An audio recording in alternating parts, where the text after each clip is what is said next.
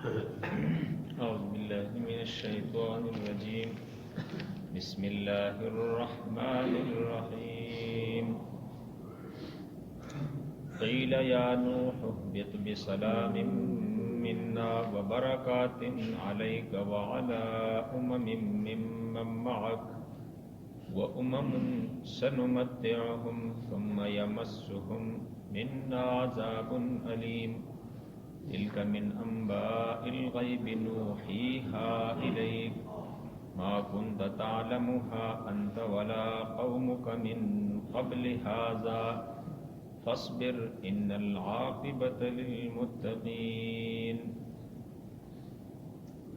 قیل یا نوح، کہا گیا نوح علیہ السلام سے، اہبط، اتر جا، بسلام، سلامتی کے ساتھ، منا، ہماری طرف سے، وبرکات، اور برکات ہوگی، علیک، تجھ پر، وعلی ممن معک، اور ان لوگوں پر، ممن معک، جو تیرے ساتھ ہیں، وامم، اور ان امتوں اور جماعتوں پر، ان امتوں اور جماعتوں کے لیے، سنمتعہم، فائدہ ہے، ثم یمسہم، پھر پہنچے گا انہیں، منا، ہماری طرف سے، عذاب علیم، دردناک عذاب.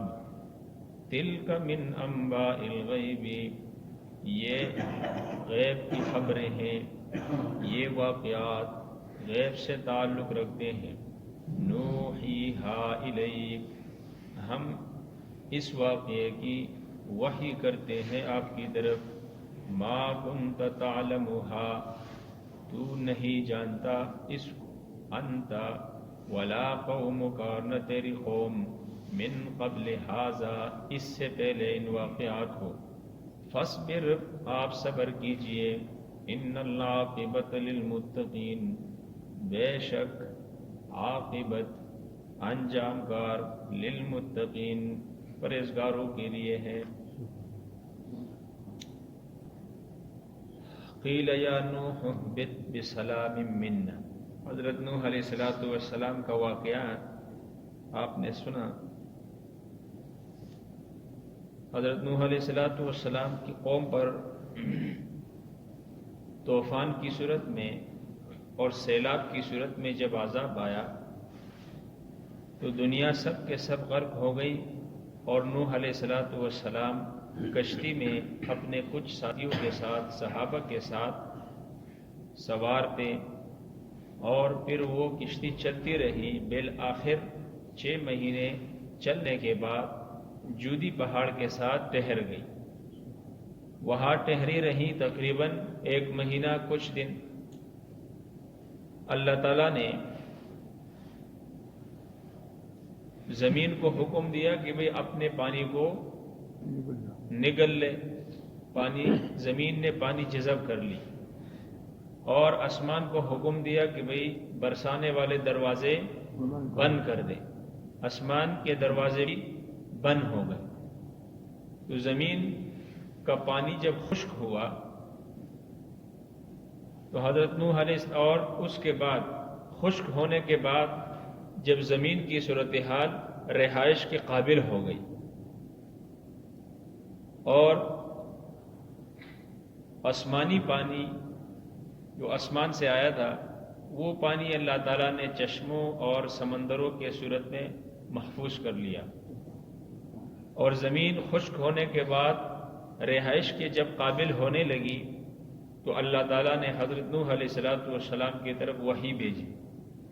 اللہ نے فرمایا، یا نوح اہبط، اے میرے نوح، اتر جاؤ اب کشتی سے زمین پر.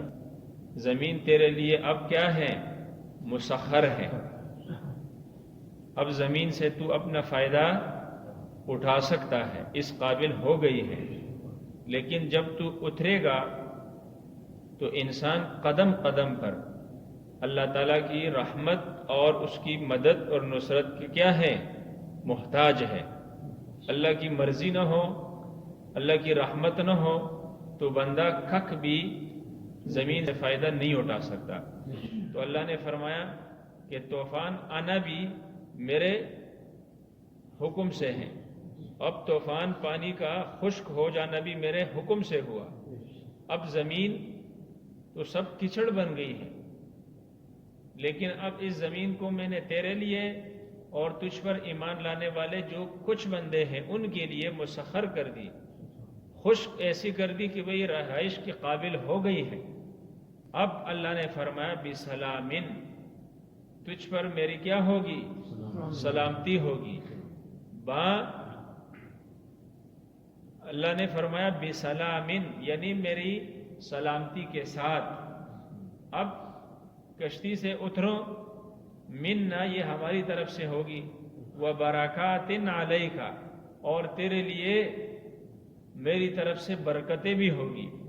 یعنی وعلی امم ممن معک، اور تیرے ساتھ جتنے بھی مسلمان ہیں اس کو امم کہا گیا، امت کہا گیا، جبکہ ان میں اکثر جو تھے وہ حضرت نوح علیہ السلام کے اہل خانہ میں سے تھے، آپ کے اہل میں سے بندے تھے، اور دوسرے مومن جو تھے وہ تو اتنے نہیں تھے، لیکن ٹوٹل بندے 80-82 ہیں. ان کو امت کہا گیا. یہ امت ان کو اس لیے کہا گیا ہے کہ بھئی قرآن میں آگے آئے گا وَجَعَلْنَا ذُرِّيَّتَهُ هُمُ الْبَاقِينَ. اب باقی ماندہ دنیا کے اندر جو نسلیں ہوگی، انسان آئیں گے، ان کی بقا نوح علیہ السلام کے ان لوگوں کے ساتھ ہوگی. یعنی انسانیت ختم ہو گئی تھی، انسان سب کے سب ختم ہو گئے تھے. جو چند مسلمان تھے 80-82، ان سے آگے اللہ تعالیٰ نے بڑی بڑی قومیں بنانی تھی. انہی قوموں کا اللہ نے ان بندوں کے ساتھ تذکرہ کیا کہ ان سے آگے قومیں بنے گی. اس لیے امم ممن معک کہا کہ بھئی تیرے ساتھ جو بندے ہیں ان کے ساتھ بھی میری سلامتی ہے، تیرے ساتھ جو میرے بندے ہیں ان کے ساتھ بھی میری برکتیں ہیں. اللہ نے فرمایا سلامتی کا مطلب یہ ہے کہ اب اس دنیا میں تمہارے لیے کوئی پریشانی، کوئی مصائب، کوئی تکلیف کی چیز نہیں ہوگی. اور وبرکات علیک، اور تجھ پر اور تیرے ساتھ ان بندوں پر میری برکتیں ہوگی. یعنی انہی سے میں آگے نسلیں بڑھاؤں گا، انسان بڑھاؤں گا، اور انہی کے لیے میں روزی میں اور مال میں برکت عطا کروں گا، تنگی بھی نہیں ہوگی. وَأُمَمٌ سَنُمَتِّعُهُمْ، اور کچھ امتیں ایسی ہوگی، وَأُمَمٌ، اور کچھ لوگ ایسے ہوں گے، امتیں ایسی ہوگی، سَنُمَتِّعُهُمْ، کہ ہم انہیں ضرور فائدہ پہنچائیں گے. ثُمَّ يَمَسُّهُمْ، پھر کیا ہوگا؟ فائدہ پہنچانے کے بعد ہم دوبارہ ان کو پہنچائیں گے منا، اپنی طرف سے، عذاب علیم، دردناک عذاب. کیا مطلب؟ کچھ 80-82 یہ بندے تھے، اللہ نے فرمایا یہ تو مخلص مسلمان ہیں، یہ تو ایماندار ہے، یہ اپنے ایمان کے اخلاص کی وجہ سے کشتی میں سوار ہوئے اور اللہ کے اس دردناک قسم کے عذاب سے محفوظ رہے. یہ برکت ایمان کی تھی اور اخلاص کی تھی. اللہ نے فرمایا کہ بھئی انہی سے آگے نسلیں بڑھے گی، پھر ان میں کئی قومیں بنے گی، پھر دنیا آباد ہوگی. لیکن ایسا ہوگا کہ ان سے جو آگے نسلیں بڑھی اور مسلمان انسان پیدا ہوئے، ان انسانوں میں کچھ مسلمان ہوں گے تو کچھ کافر ہوں گے. اللہ نے فرمایا کافر دنیا میں بھی نیکی کرتا ہے نا، راستے بناتا ہے، سڑک بناتا ہے، اور لوگوں کے لیے پانی کا انتظام کرتا ہے، بہت کچھ کرتا ہے کافر بھی دنیا میں. اور ہمارے مسلمان انہیں دیکھ کر کیا کہتا ہے کہ یار یہ کافر تو ہم مسلمانوں سے اچھے ہیں. میں نے خود سنا ہے کہ یار دیکھو یہ کافر وہ ترس کھاتے ہیں، یہ اللہ کے بندوں کے کیا، اللہ کے دیگر مخلوقات کے بڑے کیا رکھتے ہیں، خیال رکھتے ہیں. بھائی میں آپ کو بتاؤں نا کہ وہ اگر 1000 بندوں کو بھی کھانا کھلائیں اور آپ کسی ایک بندے کو، یا اللہ کے کسی بندے کو نہیں، کسی کتے کو یا گدے کو پانی پلائے، آپ ہزارہ درجے اس سے کیا ہیں؟ بہتر ہے۔ آپ کا ایک عمل ان کا ہزاروں عمل برابر نہیں ہو سکتا، اس لیے کہ آپ میں ایمان ہے اور اس میں ایمان نہیں ہے۔ بڑی دولت، بڑا خزانہ یہ ایمان ہے، وہ ان چیزوں سے خالی ہے۔ اللہ نے کیا فرمایا؟ وَأُمَمٌ سَنُمَتِّعُهُمْ، دنیا میں جو کار خیر کرتے ہیں، اچھے اعمال کرتے ہیں، ان کا بدلہ میں دنیا میں انہیں عطا کر دوں گا۔ کچھ دنیا کی دن اور رات سے، دنیا کی مختصر زندگی سے یہ عیش اور آرام کر لیں گے، وہ ان کے اس نیک اعمال کا بدلہ ہوگا۔ اللہ ظلم تو نہیں کرتا نا، اللہ ظلم نہیں کرتا۔ یہ تو اللہ کی شان ہے، میں اور آپ بھوکا رہے لیکن اس حالت میں رب کو یاد کرے اور شکر ادا کرے تو اللہ کریم ہے، وہ ہمیں کریم رزق عطا کرے گا۔ یہ اللہ کا قرآن کہتا ہے، اللہ کریم ہے، وہ کریم، یعنی اللہ بڑا اچھا ہے تو اللہ بڑا اچھا رزق مجھے اور آپ کو دے گا، لیکن ہم شکر ادا کریں، ٹھیک ہے نا؟ میں اور آپ زیادہ کھائیں، زیادہ کمائیں، حلال کمائیں، اس پر شکر ادا کریں، اس کو صحیح طریقے پہ خرچ کرے، واللہ العظیم دنیا میں بھی خوش رہیں گے اور مرنے کے بعد بھی اللہ بے حساب اجر عطا کرے گا۔ اللہ کے پاس کسی چیز کی کوئی کمی نہیں ہے۔ ہاں، کافر جب دنیا میں اچھا عمل کرتا ہے اس کو اس کا بدلہ دنیا ہی میں دیا جاتا ہے، آخرت پر نہیں چھوڑا جاتا۔ میرے اور آپ کے کار خیر کا بدلہ دنیا میں بھی ملتا ہے اور آخرت میں بھی ملتا ہے۔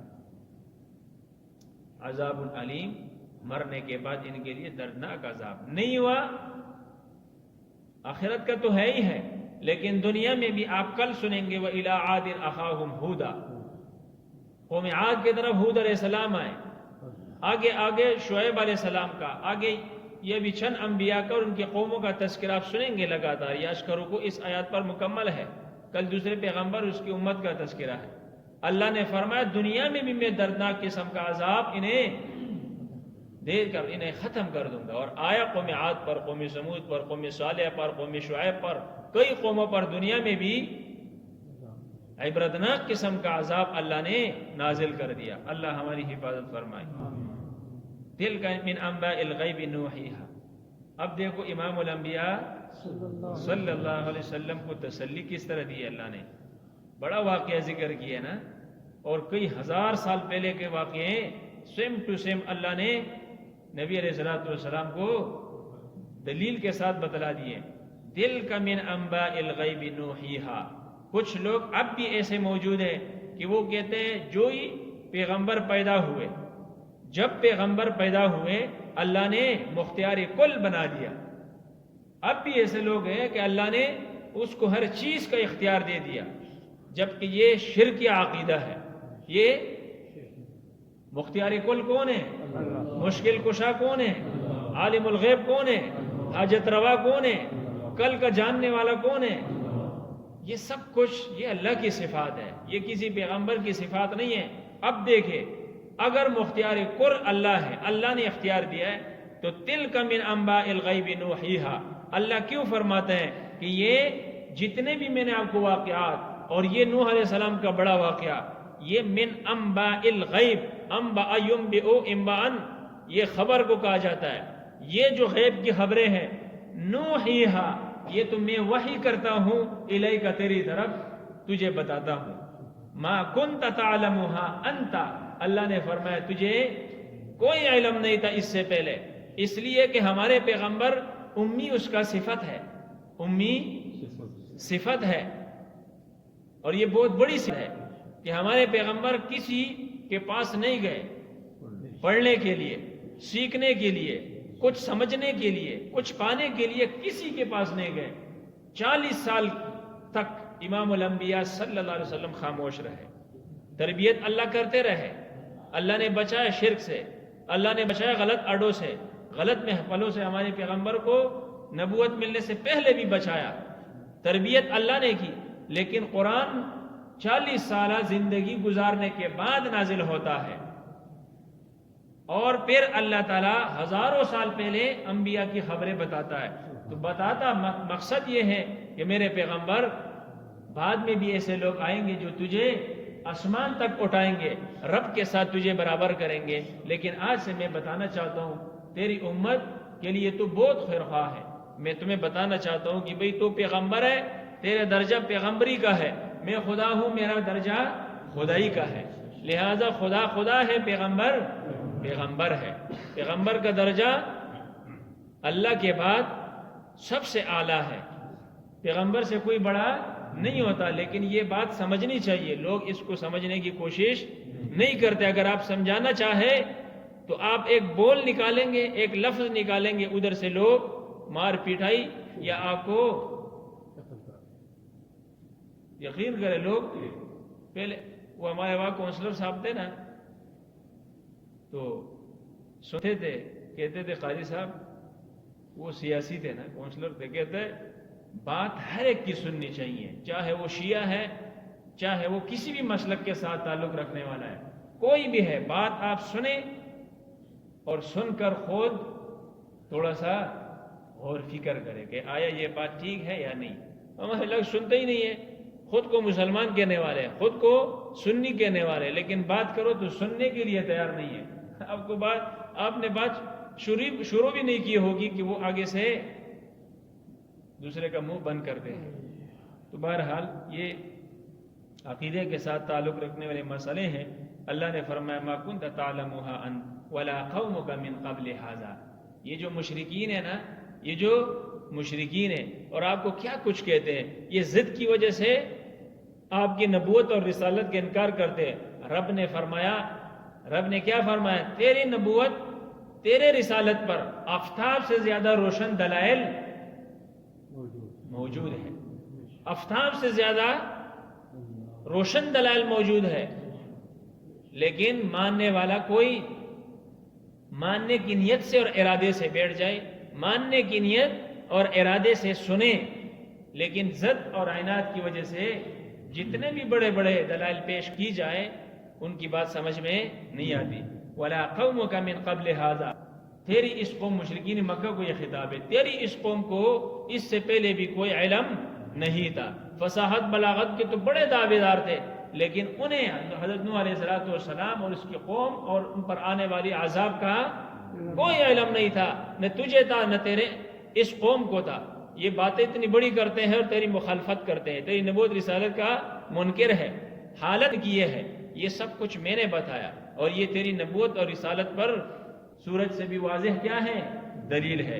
فصبر، فرمایا میرے محبوب، یہ تجھے نہیں مانتے نا، تیرے تو سالوں سال بھی نہیں ہوئے، سال 2 سال 3 سال 10 سال 13 سال مکی زندگی ہے، اس کے بعد اللہ نے مدینہ منورہ اس کے لیے بنا دیا، اور مکہ پھر اس کے بعد معظمہ اس کے لیے بنا دیا، لیکن 13 سالہ زندگی بڑی تکلیف میں گزاری مسلمانوں نے بھی اور ہمارے پیغمبر نے۔ اللہ نے فرمایا میرے محبوب، آدمی ثانی آئے تھے جس سے اللہ نے نسل چلائی، ان نسلوں میں سے آپ بھی ہے۔ فرمایا فصبر، 950 سال ایک لمبی عمر ہے، طویل زمانہ ہے، اس نے اذیتیں سہ کر زندگی گزار کر کیا کیا؟ صبر کیا، اللہ نے اس کو بچا لیا، اس پر ایمان لانے والوں کو صبر کی وجہ سے بچا لیا۔ تو فرمایا فصبر میرے محبوب، آپ بھی صبر کیجئے۔ صبر سے کیا ملتا ہے؟ خدا ملتا ہے، اجر تو بعد کی بات ہے۔ صبر سے ان اللہ مع الصابرین، صبر کرنے والوں کے ساتھ اللہ ہوتا ہے۔ ان العاقبۃ للمتقین، اللہ نے فرمایا انجام کے اعتبار سے کامیاب کون لوگ ہیں؟ متقی، پرہیزگار۔ اللہ ہمیں تقوی پرہیزگاری نصیب فرمائے۔ بس